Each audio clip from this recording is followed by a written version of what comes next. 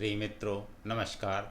मैं doctor Jayant Kumar D Gupta, Shrimati Kesharbai Lahoti महाविद्यालय अमरावती, आज आपके लिए BCom first year semester second के फाइनेंशियल अकाउंटिंग विषय पर गैर व्यापारिक संस्थाओं के लेखे accounts of non profitable concerns लेकर के उपस्थित हूँ। आइए आज हम इस वीडियो के माध्यम से यह जानें कि गैर व्यापारिक संस्थाएं अपने लेखे किस तरह से रखती हैं। सबसे पहले हम यह जान लें कि जो संस्थाएं हैं, संस्थाओं को दो भागों में हम विभक्त करते हैं। एक वे संस्थाएं होती हैं जो व्यापारिक संस्थाएं होती हैं और दूसरी गैर व्यापारिक संस्थाएं। अभी तक हमने जो पहले सेमेस्टर में पढ़ा तो व्यापारिक संस्थाओं के बारे में देखा कि व्यापारिक संस्थाएं अपना जो लेखा है वह दोहरा लेखा प्रणाली के आधार पर रखती हैं, और व्यापारिक संस्थाओं और गैर व्यापारिक संस्थाओं में एक सबसे महत्वपूर्ण अंतर होता है कि व्यापारिक जो संस्थाएं होती हैं ये लाभ कमाने के उद्देश्य से चलाई जाती हैं, और इनके लेखे जैसे कि हम देख चुके हैं कि पहले जर्नल होते हैं, व्यवहार जैसे ही सौदे होते हैं तो ट्रांजैक्शंस होने के बाद इनके व्यवहार हुए और व्यवहारों को हम जर्नल एंट्री करते हैं, खातों में लिखते हैं। खातों के आधार पर हम परीक्षा सूची तैयार करते हैं और परीक्षा सूची के आधार पर अंतिम खाते तैयार करते हैं। तो इस तरह से उनके लेखे हम जानते हैं। आइए तो हम यहाँ देखते हैं गैर व्यापारिक संस्थाएं क्या हैं। वे संस्थाएं जिनका उद्देश्य लाभ कमाना नहीं होता, वे संस्थाएं गैर व्यापारिक संस्थाएं कहलाती हैं।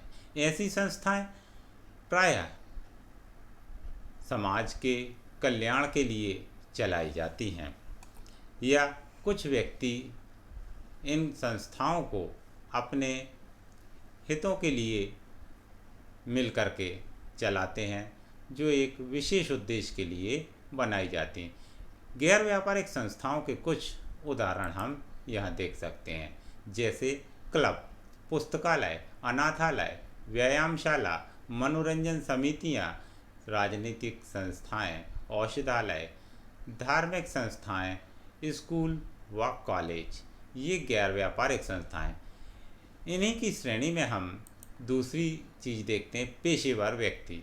ये पेशेवर व्यक्ति जो होते हैं वे भी दोहरा लेखा प्रणाली को अपनाते हुए रोकड़ की जो पद्धति है उस रोकड़ पद्धति से ही हिसाब रखते हैं, और ये हैं अंकेक्षक, डॉक्टर, वकील, प्रोफेसर, इंजीनियर। ये भी जो व्यक्ति हैं पेशेवर व्यक्ति में आते हैं, ना कि गैर व्यापारिक संस्थाओं में। और पेशेवर व्यक्ति भी अपने हिसाब किताब को गैर व्यापारिक संस्थाओं की भांति रोकड़ लेखा पद्धति के माध्यम से ही रखते हैं। तो ये भी प्राप्ति भुगतान खाते, आय व्यय खाते और लाभानी खाते ही तैयार करते हैं और साथ में अपना स्थिति विवरण बनाते हैं।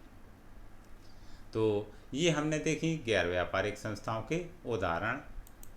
आइए हम देखते हैं कि गैर व्यापारिक संस्थाएं जो हैं एवं व्यापारिक व्यक्ति जो हैं, इनको हिसाब किताब रखने की आवश्यकता क्यों होती है। वास्तव में वर्तमान समय में हम देखें तो जो संस्थाएं होती हैं, इन संस्थाओं के पास जो आय होती है उसका जो व्यय किया जाता है, तो व्यय करने पर हम कितना व्यय कर रहे हैं, किस मद पर व्यय कर रहे हैं, इसको जानना जरूरी होता। तो पहला उद्देश्य होता है, आवश्यकता होती है कि व्ययों को संतुलित रखने हेतु कि हम अपने व्यय निश्चित मात्रा में आय के अनुपात पर प्रत्येक व्यय की मद पर बराबर ढंग से व्यय कर रहे हैं या नहीं, वो जो व्यय किया वह उचित है या नहीं, हमारी आय अन्य खर्चों के लिए भी पर्याप्त मात्रा में उपलब्ध है या नहीं। दूसरा होता है शुद्ध आय की गणना। जब किसी संस्था को एक निश्चित अवधि के अंदर अपनी शुद्ध आय की गणना करनी होती है तो वे संस्थाएं अपना लेखांकन अवश्य करती हैं। फिर होता है आयकर की गणना। इन संस्थाओं को भी आयकर देना होता है। तो ये संस्थाएं किसी एक वित्तीय वर्ष में कितनी आय हुई, इस आय के आधार पर अपने आयकर को भरती हैं। तो आयकर की गणना करने के लिए इन संस्थाओं को लेखों की आवश्यकता होती है। आर्थिक स्थिति ज्ञात करना। कोई भी व्यापारिक संस्था या गैर व्यापारिक संस्था वह यह जानना चाहती है कि हमारी संस्था की आर्थिक स्थिति क्या है, और इसके साथ ही कुछ बाहरी पक्ष भी आर्थिक स्थिति को जानने के लिए उत्सुक होते हैं। तो जब किसी संस्था की आर्थिक स्थिति हमें देखना हो तो हम उसकी दायित्व और संपत्तियों की स्थिति को देखते हैं। तो दायित्व और संपत्तियों की स्थिति ज्ञात करने के लिए गैर व्यापारिक संस्थाएं भी अपना स्थिति विवरण तैयार करती हैं, जिसके लिए हमें यह आवश्यक हो जाता है कि हम इनके लेखों को